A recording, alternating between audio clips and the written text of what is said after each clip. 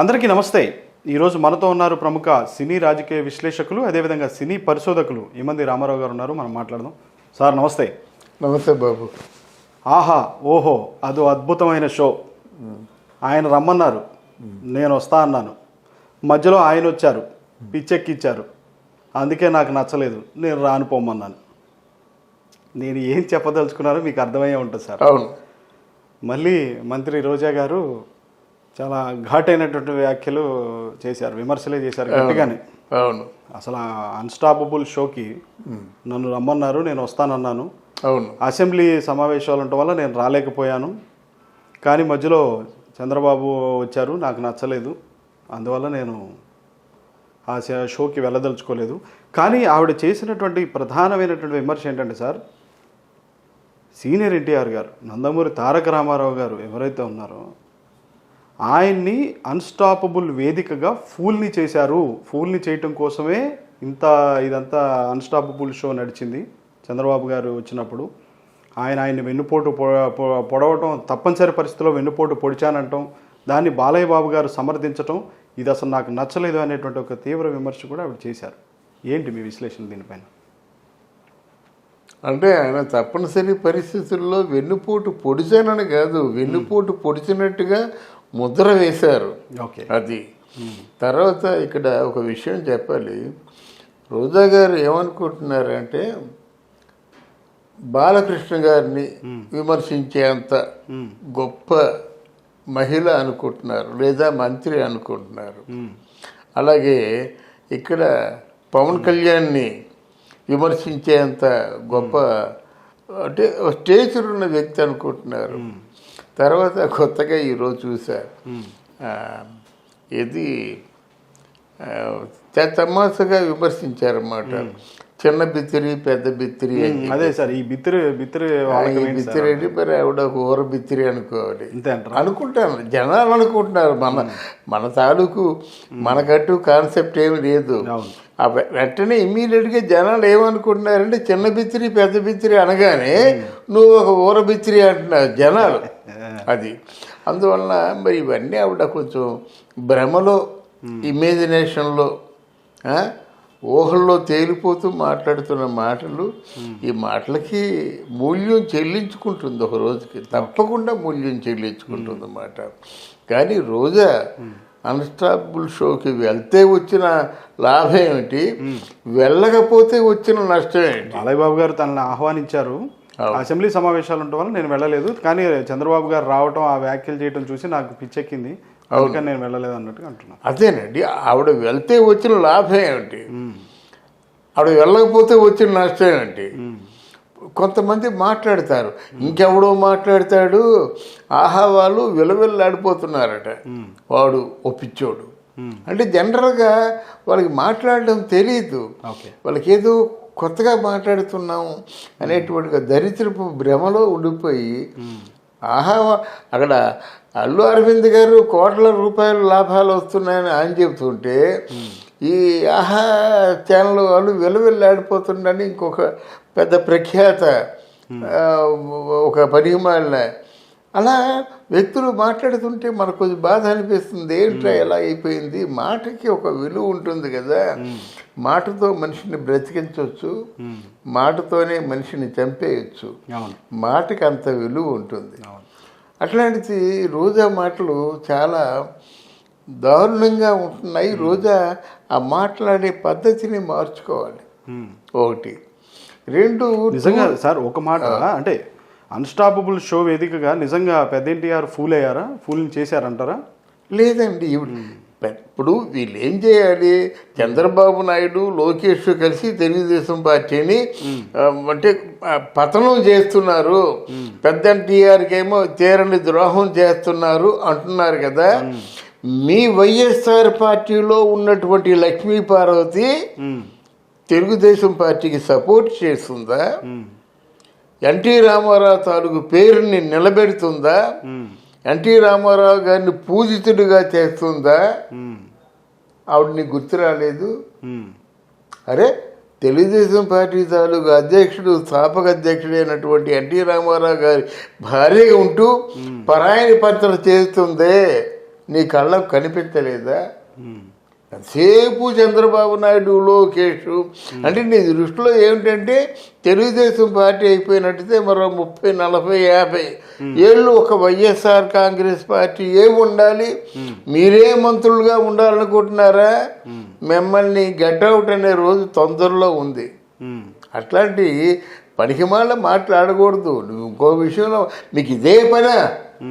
3.5 సంవత్సరాలు బట్టి ఇదే పని. వాళ్ళు దరిద్రులు, వీళ్ళు దరిద్రులు, వాళ్ళు ద్రోహం చేశారు, వీళ్ళు ద్రోహం చేశారు. అంతేగాని ప్రజలు, అభ్యున్నతి, ఆ డెవలప్మెంట్, పరిశ్రమలు ఏమి గుర్తు రావు మీకు? అసలు టూరిజం అంటే ఏంటో నీకు తెలుసా? ఆంధ్రదేశంలో ఎన్ని సుందరమైన ప్రాంతాలు ఉన్నాయో తెలుసా? నాకు తెలుసు. ఎందుకంటే ఆంధ్రప్రదేశ్ టూరిజం అండ్ కల్చర్ అది డాక్యుమెంటేషను నేను చేశా. నేను చేశా. ఆ టూరిజం అండ్ కల్చర్ నేను చేశా. మొట్టమొదటిసారిగా 18 కేంద్రాల్లోంచి అది సీరియల్ రన్ అయ్యింది. డాక్యుమెంటేషన్ 94 ఎపిసోడ్స్ చేశాను గనక అటు టూరిజము తెలుసు, కల్చరు తెలుసు. నీకు తెలుసా? నువ్వు చదువుకున్నావా? కొంచెం చదువుకునే ప్రయత్నం చేసావా?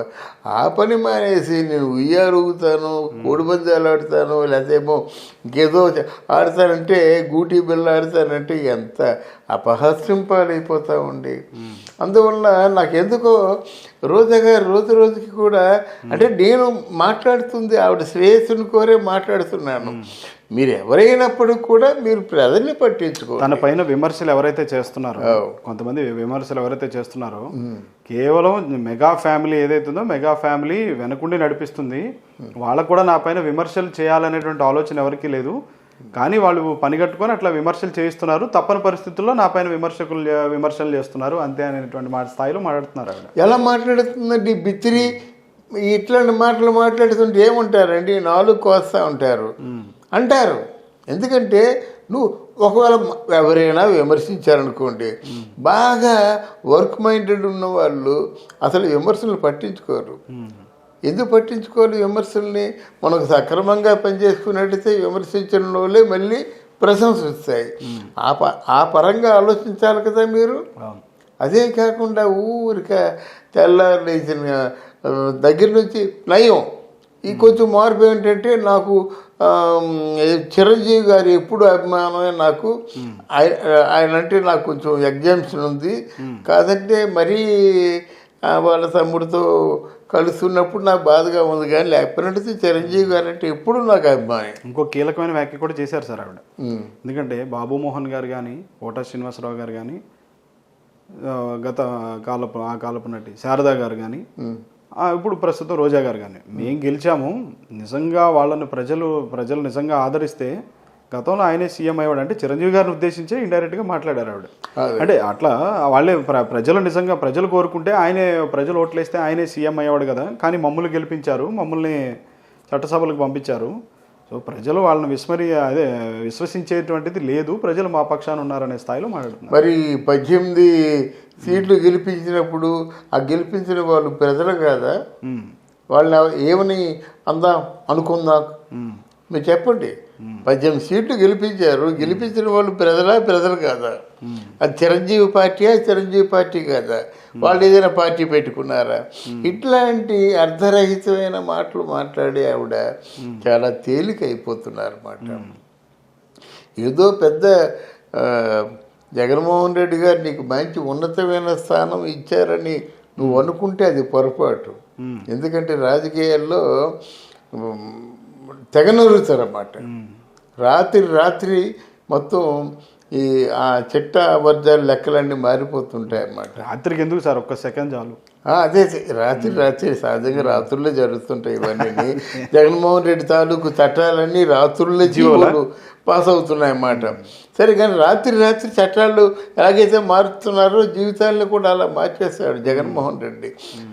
జగన్మోహన్ రెడ్డి గారి గురించి ఆవిడకి పూర్తిగా తెలీదు. అంటే ఇప్పుడు ఆకలితో ఉన్న వాళ్ళకి అన్నం పెడితే ఎలా ఉంటుందంటే మహానుభావుడు, సాక్షాత్తు దేవుడు, కృతజ్ఞత. ఎందుకంటే అట్లాంటి మాటలు కూడా విన్నాను నేను. ఈయన ఎవరు రమణ దీక్షితులు జగన్మోహన్ రెడ్డిని సాక్షాత్తు వెంకటేశ్వర స్వామితో పోల్చాడు. ఎంత బాధగా ఉంటుందండి మనకి. మనం కలియుగ దైవం అనుకుంటాం, స్వయంభూ వెంకటేశ్వరులు అనుకుంటాం. అట్లాంటి వెంకటేశ్వరులతో బైబిల్ పట్టుకొని తిరుగుతున్నటువంటి జగన్మోహన్ రెడ్డిని పోని మన ఐందవుడు కూడా కాదు, బైబిల్ పట్టుకొని వాళ్ళ అమ్మ తిరుగుతుంది, ఈయన ప్రార్థనలు చేస్తాడు, దీవిస్తాడు, అన్నీ బాగుంటాయి. ఆయన్ని వెంకటేశ్వర స్వామితో పోలుస్తున్నారంటే ఇక్కడ మనకి రెండు ప్రధానంగా కనిపిస్తున్నాయి. ఒకటి అవసరం, రెండు అవకాశం. వచ్చిన అవకాశాన్ని ఉపయోగించుకుంటున్నాడు, అవసరం కొద్దిగా మాట్లాడుతున్నాడు, అంతే కదా. మళ్ళీ అదే ఎవరు రమణ దీక్షితులు ఇప్పుడు అన్ని అవినీతి పనులే జరుగుతున్నాయి తిరుమలలో అని చెప్తున్నాడు. మరి అప్పుడెందుకు? అప్పుడు గాడిద కాస్తున్నావు నువ్వు, పండితులు అయి ఉండి సిగ్గు శరం లేకుండా. అప్పుడు పింక్ డైమండ్ పోయిందని చెప్పావు, ఇప్పుడు ఆ పింక్ డైమండ్ ఊసేయలేదే. మీరేమో అధికారంలో ఉన్నారు, అరెస్ట్ చేయండి, మా పింక్ డైమండ్ కావాలని చెప్పండి, దాని గురించి ఇన్వెస్టిగేషన్ చేయండి. ప్రపంచంలో ఎవరి దగ్గర కూడా లేనటువంటి పింక్ డైమండ్ మీ దగ్గర ఉన్నప్పుడు తేల్చండి, నీకు తేల్చండి. ఇప్పుడు ఏమంటున్నావు? ఆ పింక్ డైమండ్ ఉందనుకున్నాను కానీ లేదంటున్నావు. అంటే ఒక వెంకటేశ్వర స్వామి దగ్గర ఇట్లాంటి ఆ నాలుగు మడత మనుషులు ఉన్నారంటే మరి లోకానికి ఏమిటని చెప్పండి, అరిష్టం రాదు. అలాగే ఈ రోజా గారు కూడా ఏమో అంటే నెల స్వామి దగ్గరికి ఎత్తుంది, స్వామి తాలూకు మహిమల గురించి కానీ స్వామి తాలూకు మనసుల గురించి కానీ ఏం ఆలోచించుకుంటుంది? చాలా తప్పుగా మాట్లాడుతుంది కనుక తెలుసుకొని ప్రజల గురించి ఆలోచించమని చెప్పండి. అంతేగాని ప్రజాక్షేమానికి అనుకూలమైన పనులు చేయమని చెప్పండి.